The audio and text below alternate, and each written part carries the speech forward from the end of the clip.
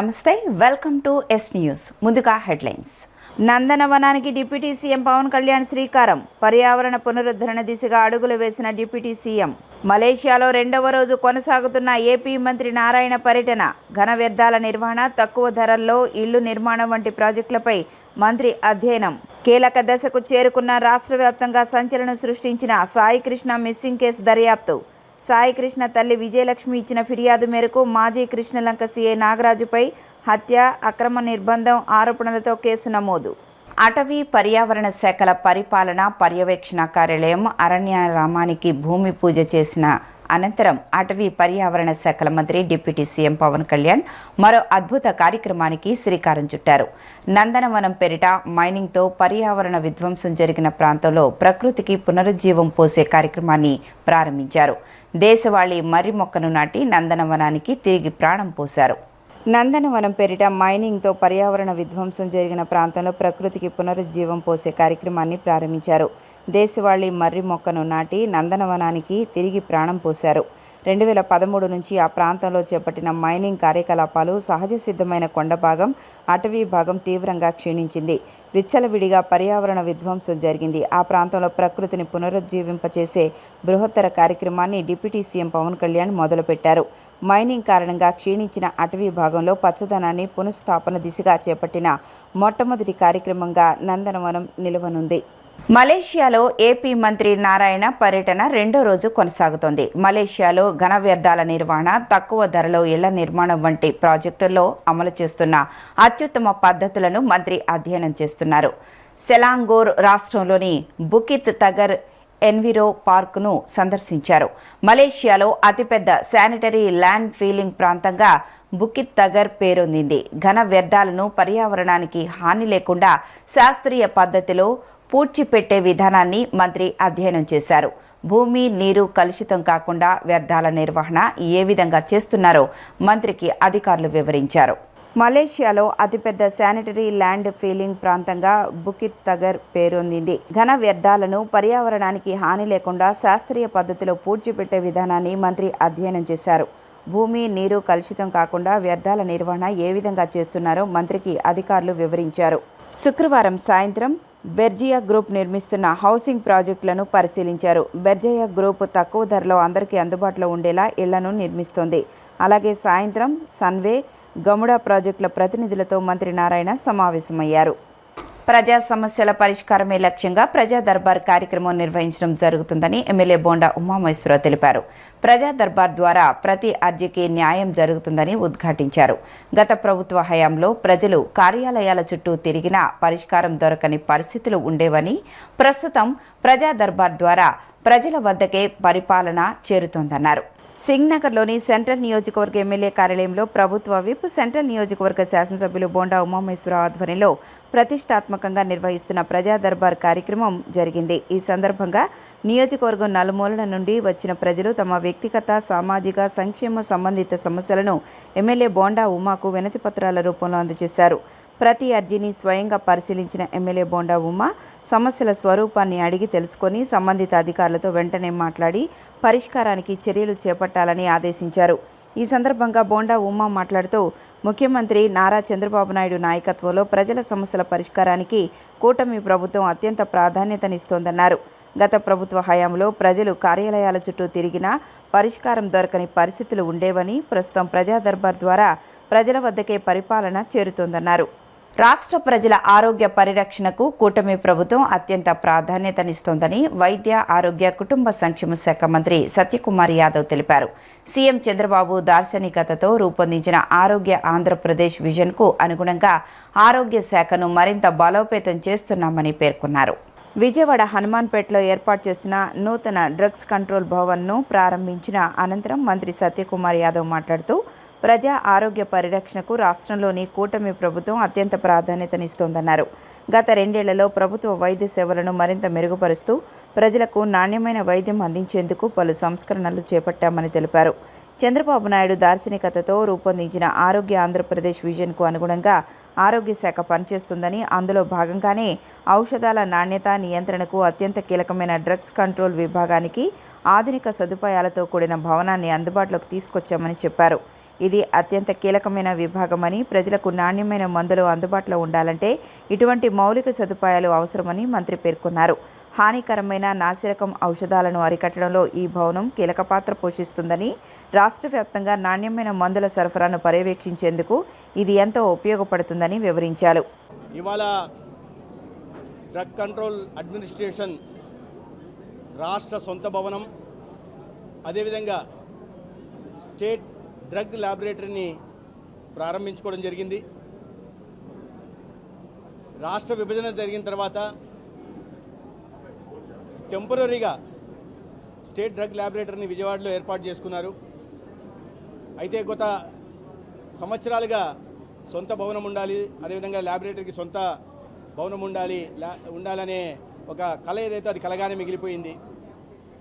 2018-19లో కేంద్ర ప్రభుత్వం centrally sponsor scheme కింద స్టేట్ డ్రగ్ ల్యాబొరేటరీని, అదేవిధంగా 2 రీజనల్ ల్యాబొరేటరీని, అదేవిధంగా స్టేట్ హెడ్ క్వార్టర్స్లో సొంత భవనాన్ని, జిల్లాల్లో 23 జిల్లాల్లో 23 జేడీ ఏడీ జిల్లా ఆఫీసులను కూడా నిర్మాణం చేయడం కోసం నిధులు మంజూరు చేసింది.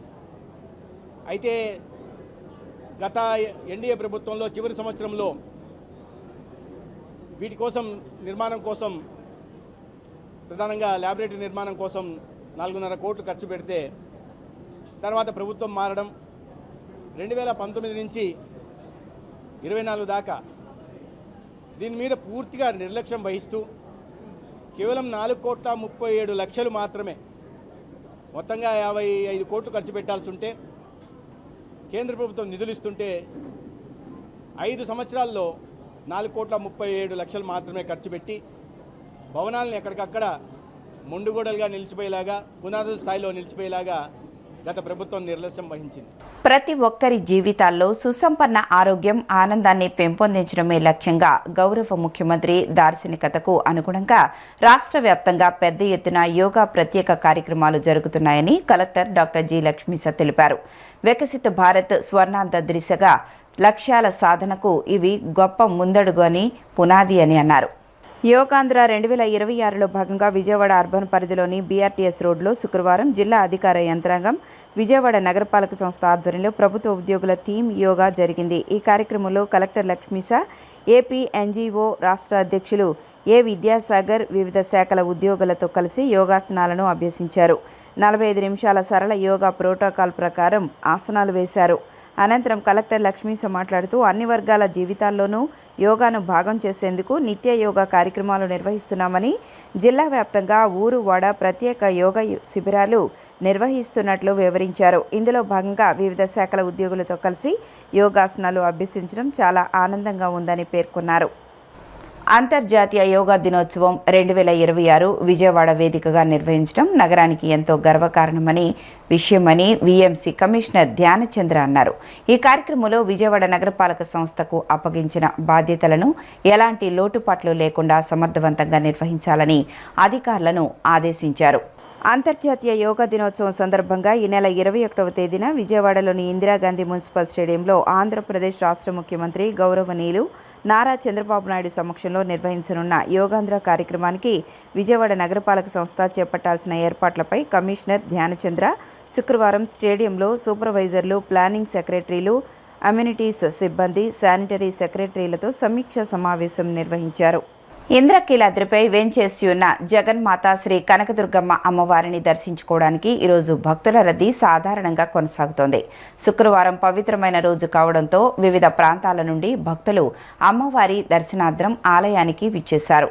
సాధారణ భక్తులకు త్వరితగతిన ఎలాంటి ఇబ్బందులు లేకుండా అమ్మవారి దర్శనం కల్పించేందుకు దేవస్థానం అధికారులు కీలక నిర్ణయం తీసుకున్నారు. సాధారణ భక్తులకు త్వరితగతిన ఎలాంటి ఇబ్బందులు లేకుండా అమ్మవారి దర్శనం కల్పించేందుకు దేవస్థానం అధికారులు కీలక నిర్ణయం తీసుకున్నారు. ఇందులో భాగంగా ఈరోజు ఉదయం 11 గంటల నుండి మధ్యాహ్నం 1:45 వరకు మాత్రమే అంతరాలయ దర్శనాన్ని తాత్కాలికంగా నిలిపివేయడం జరిగింది. ఈ సమయం ముగిసిన అనంతరం యథావిధిగా అంతరాలయ దర్శనానికి భక్తులను అనుమతించడం జరిగింది. ఆలయానికి వచ్చే భక్తుల సౌకర్యార్థం దేవస్థానం పటిష్టమైన ఏర్పాట్లు చేస్తుంది. క్యూ లైన్లలో వేచి ఉండే భక్తుల కోసం నిరంతరాయంగా తాగునీటి సరఫరా చేయబడుతోంది. రాష్ట్ర వ్యాప్తంగా సంచలనం సృష్టించిన సాయికృష్ణ మిస్సింగ్ కేసు దర్యాప్తు కీలక దశకు చేరుకుంది. సాయికృష్ణ తల్లి విజయలక్ష్మి ఇచ్చిన ఫిర్యాదు మేరకు మాజీ కృష్ణలంక సీఐ నాగరాజుపై హత్య, అక్రమ నిర్బంధం ఆరోపణలతో కేసు నమోదు చేసిన పోలీసులు ఇప్పుడు దర్యాప్తును వేగవంతం చేశారు. కేసు విచారణ అధికారిగా నియమితులైన దిశ పోలీస్ స్టేషన్ ఏసీపీ దైవ ప్రసాద్ నేతృత్వంలోని ప్రత్యేక బృందం శుక్రవారం సాయికృష్ణ నివాసానికి చేరుకొని బాధిత కుటుంబ సభ్యుల నుంచి వివరాలు సేకరించింది. నగర పోలీస్ కమిషనర్ రాజశేఖర్ బాబు స్వయంగా విజయలక్ష్మి ఫిర్యాదును స్వీకరించి కేసు నమోదు చేయాలని ఆదేశించిన నేపథ్యంలో దర్యాప్తు ప్రక్రియ వేగంగా పుంజుకుంది. ఈ కేసు విచారణ బాధ్యతలను ఏసీపీ దైవప్రసాద్కు అప్పగించగా ఆయనతో పాటు 2 సీఐలు, 2 ఎస్ఐలు ఉన్న ప్రత్యేక బృందం సాయికృష్ణ ఇంటికి చేరుకుంది. తెలుగు చలనచిత్ర పరిశ్రమలో సరికొత్త సంచలనానికి తెరలేపుతూ తెరకెక్కుతున్న నాగబంధం చిత్ర యూనిట్ విజయవాడ నగరంలో సందడి చేసింది. అనంత పద్మనాభ స్వామి రథయాత్రలో భాగంగా ప్రత్యేకంగా అలంకరించిన వాహనంపై స్వామివారి ప్రతిమను ఏర్పాటు చేశారు. స్వామివారిని దర్శించుకునేందుకు ప్రజలు భారీగా తరలివచ్చి సెల్ఫీలు, ఫోటోలు దిగారు.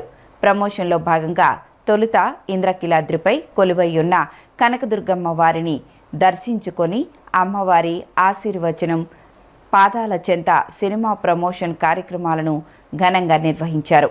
ఈ కార్యక్రమంలో ఆలయ చైర్మన్ గాంధీ పాల్గొని స్వామివారికి పూజలు గావించి చిత్ర యూనిట్కు ప్రత్యేక ఆశీస్సులు అందించారు. ఈ సందర్భంగా చిత్రనాయకుడు విరాట్ మాట్లాడుతూ విజయవాడ నగరంలో సినిమా ప్రమోషన్స్ జరుపుకోవడం ఎంతో ఆనందంగా ఉందని హర్షం వ్యక్తం చేశారు. తమ చిత్రానికి ఆశీస్సులు అందించిన ఆలయ చైర్మన్ గాంధీ ప్రత్యేక కృతజ్ఞతలు తెలిపారు. ఈ సినిమా మన తరువాతి తరాలకు మన పురాణాలు, కథలు మరియు మన నేల వెనుక దాగి ఉన్న కొన్ని రహస్యాలను పరిచయం చేసే విధంగా ఉంటుందని పేర్కొన్నారు. డివోషనల్ ఎలిమెంట్స్తో పాటు సనాతన ధర్మం యొక్క విలువలను చాటి చెప్పే అద్భుతమైన కథాంశంతో ఈ చిత్రం రూపుదిద్దుకుందని స్పష్టం చేశారు. జూలై 3న విడుదల ఈ సినిమా ప్రేక్షకులను థియేటర్లలో ఒక సరికొత్త లోకంలోకి తీసుకెళ్తుందని విరాట్ ధీమా వ్యక్తం చేశారు. భారీ యాక్షన్ సీక్వెన్సులు, భావోద్వేగాలు, ఫైట్స్ వంటి అన్ని వాణిజ్య హంగులతో పాటు సనాతన ధర్మ విలువలను సమ్మిళితం చేసి ఈ స్టోరీని తెరకెక్కించినట్లు తెలిపారు. జూన్ 19న చిత్ర ట్రైలర్ను విడుదల చేయబోతున్నామని ప్రకటించారు. ప్రేక్షకులందరూ ట్రైలర్ను వీక్షించి జూలై 3న థియేటర్లలోకి రాబోతున్న ఈ సినిమాను పెద్ద విజయవంతం చేయాలని కోరారు. దర్శకుడు అభిషేక్ నామా, నిర్మాతలు నిషితా కిషోర్ ఎంతో ప్యాషన్తో ఈ సినిమాను నిర్మించారని కొనియాడారు. హీరోయిన్ నభా నటేష్ కొన్ని అనివార్య కారణాల వల్ల ఈ కార్యక్రమానికి రాలేకపోయారని, చిత్రంలో ఐశ్వర్య మీనన్, దక్ష నగార్కర్ కూడా కీలక పాత్రలు పోషించారని తెలిపారు. అనంత పద్మనాభ స్వామి రథయాత్రలో భాగంగా ఈరోజు విజయవాడ రావడం జరిగింది. ఇంద్రకీలాద్రి అమ్మవారి దగ్గర పాదాల దగ్గర మా సినిమా ప్రమోషన్ జరుపుకోవడం ఎంతో ఆనందంగా ఉంది. అలాగే టెంపుల్ చైర్మన్ గాంధీ గారు ఇక్కడికి వచ్చి మా టీంని మమ్మల్ని బ్లెస్ చేస్తున్నాం, ఎంతో ఆనందంగా ఉంది. Thank you so much sir. And ఈ సినిమా మన నెక్స్ట్ జనరేషన్స్కి మన పురాణాలు కానీ, మన కథలు కానీ, మన స్టోరీస్, మన నేలలు వెనుకున్న దాగున్న కొన్ని కథలు అక్కడి నుంచి తీసుకొని చేసిన స్టోరీ అనమాట. మన నెక్స్ట్ జనరేషన్స్కి ఒక డివోషనల్ కానీ, ఒక సనాతన ధర్మం గురించి చెప్పే విలువల గురించి ఉంటుంది ఈ సినిమా థియేటర్లో ఒక కొత్త వరల్డ్లోకి తీసుకెళ్తుంది.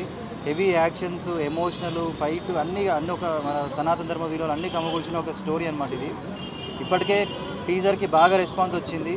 రేపు 19న ట్రైలర్ రిలీజ్ కాబోతోంది. మీరు ట్రైలర్ని చూసి జూలై 3న సినిమాని ఎంకరేజ్ చేస్తారని కోరుకుంటున్నాను. మా డైరెక్టర్ అభిషేక్ నామా గారు ఈ సినిమాని ఎంతో ప్యాషన్గా తీశారనమాట. అండ్ మై ప్రొడ్యూసర్స్ నిషితా గారు అండ్ కిషోర్ గారు కూడా ఎంతో ప్యాషనెట్గా ఈ సినిమాని ప్రొడ్యూస్ చేశారనమాట. రాష్ట్రంలోని కూటమి ప్రభుత్వంపై ఆంధ్రప్రదేశ్ జాతీయ బీసీ సంక్షేమ సంఘం స్టేట్ ప్రెసిడెంట్ బోను దుర్గా నరేష్ తీవ్ర స్థాయిలో మండిపడ్డారు. ఎటువంటి కుంభకోణంలో సంబంధం లేని మాజీ మంత్రి కారుమూరి నాగేశ్వరరావు కుమారుడు సునీల్ను ఇబ్బందులకు గురిచేసి అరెస్టు చేయడం సమంజసం కాదని, బీసీలపై ఇదే విధంగా కూటమి ప్రభుత్వం వ్యవహరిస్తే త్వరలోనే కూటమి ప్రభుత్వానికి చర్మగీతం పాడతామని ఆయన హెచ్చరించారు. విజయవాడలోని తన నివాసం నందు ఆంధ్రప్రదేశ్ జాతీయ బీసీ సంక్షేమ సంఘం స్టేట్ ప్రెసిడెంట్ బోను దుర్గా నరేష్ మీడియా సమావేశం ఏర్పాటు చేశారు. రాష్ట్రంలో కూటమి ప్రభుత్వం అధికారంలోకి వచ్చిన తర్వాత బీసీల లక్ష్యంగా అక్రమ అరెస్టులకు పాల్పడుతుందని, ప్రశ్నించే వారిపై అక్రమ కేసులు పెడుతూ రెడ్ బుక్ రాజ్యాంగ అమలు చేస్తోందని మండిపడ్డారు. మాజీ మంత్రి కారుమూరి నాగేశ్వరరావు కుమారుడు సునీల్ను అన్యాయంగా అరెస్టు చేశారని, దానికి సంబంధించిన వివరాలను ఆయన వెల్లడించారు. లెక్కర్ కుంభకోణం కేసులో సునీల్కు హైదరాబాద్ నగరంలో పోలీసులు నోటీసులు ఇచ్చిన వెంటనే అరెస్టు చేయడాన్ని తీవ్రంగా ఖండించారు. లాభాన్ని ఆశించి ఎవరైనా వ్యాపారం చేయడం సహజమని, అయితే సునీల్ అకౌంట్ నుండి సబ్ కాంట్రాక్టర్కు కొంత అమౌంట్ ట్రాన్స్ఫర్ చేయడం జరిగిందని, మరలా అతను తిరిగి వచ్చిన లాభంతో సునీల్ అకౌంట్కు జమ చేయడం జరిగిందని వివరించారు. లెక్కర్ కుంభకోణానికి మాజీ మంత్రి కారుమూరి నాగేశ్వరరావు కుటుంబానికి ఎటువంటి సంబంధం లేదని, కూటమి ప్రభుత్వం కావాలనే వారిని ఇబ్బందులకు గురిచేస్తుందని ఆరోపించారు. బీసీలు వ్యాపారాలు చేయకూడదా, ఆర్థికంగా ఎదగకూడదా, రాజకీయాలలో రాణించకూడదా అని ఆయన కూటమి ప్రభుత్వాన్ని సూటిగా ప్రశ్నించారు. బీసీ వ్యతిరేక విధానాలతో ప్రస్తుతం ఉన్నటువంటి కూటమి ప్రభుత్వం నడుస్తుంది అనేది సాధారణమైనటువంటి పౌరుడు కూడా తెలుస్తున్న విషయాన్ని ఈ సందర్భంగా మేము గుర్తు చేస్తూ ఉన్నాం. ఎందుకనంటే గత జగన్మోహన్ రెడ్డి గారి పరిపాలనలో బడుగు బలహీన వర్గాలు, ఎస్సీ ఎస్టీ మైనారిటీలకి ఇంటికి వచ్చి మరీ పథకాలు అందించినటువంటి పరిస్థితి. ఈ 2 సంవత్సరాల కాలంలో ఎక్కడా కూడా అసలు పథకానికి పెట్టుకుందామనంటే స్పందించేటటువంటి పరిస్థితి లేదు. ఈరోజు ఈనాడు పేపర్లో కూడా స్పష్టంగా వచ్చింది. ప్రతిదీ కూడా డ్రామా క్రియేట్ చేసుకుంటూ వెళతా ఉన్నారు. 2 సంవత్సరాల కాలంలో ఒక్క పెన్షన్ కూడా ఇవ్వలేదు. కొత్త వాళ్ళు పెన్షన్ పెట్టుకోవాలంటే సదరన్ సర్టిఫికెట్లు ఒక డ్రామా క్రియేట్ చేసుకుంటూ వెళ్తారు. ఎవరికి పథకాలు అందకూడదు, బీసీలందరూ కూడా ఇంకా దిగజారిపోయి బ్రతకాల్సినటువంటి పరిస్థితులు రావాలి అనేటటువంటి విధానంతో ఈ రోజున ఈ యొక్క కూటమి ప్రభుత్వం వారు పరిపాలన అవలంబిస్తున్నారని చెప్పేసి మేము గ్రౌండ్ లెవెల్ నుంచి కూడా మేము వార్తలు ముగించే ముందు హెడ్లైన్స్ మరొకసారి. నందనవనానికి డిప్యూటీ సీఎం పవన్ కళ్యాణ్ శ్రీకారం, పర్యావరణ పునరుద్ధరణ దిశగా అడుగులు వేసిన డిప్యూటీ సీఎం. మలేషియాలో 2వ రోజు కొనసాగుతున్న ఏపీ మంత్రి నారాయణ పర్యటన, ఘన వ్యర్థాల నిర్వహణ, తక్కువ ధరల్లో ఇళ్లు నిర్మాణం వంటి ప్రాజెక్టులపై మంత్రి అధ్యయనం. కీలక దశకు చేరుకున్న రాష్ట్ర వ్యాప్తంగా సంచలనం సృష్టించిన సాయికృష్ణ మిస్సింగ్ కేసు దర్యాప్తు. సాయికృష్ణ తల్లి విజయలక్ష్మి ఇచ్చిన ఫిర్యాదు మేరకు మాజీ కృష్ణలంక సీఐ నాగరాజుపై హత్య, అక్రమ నిర్బంధం ఆరోపణలతో కేసు నమోదు. ఈ వార్తలు ఇంతటితో సమాప్తం. నమస్కారం.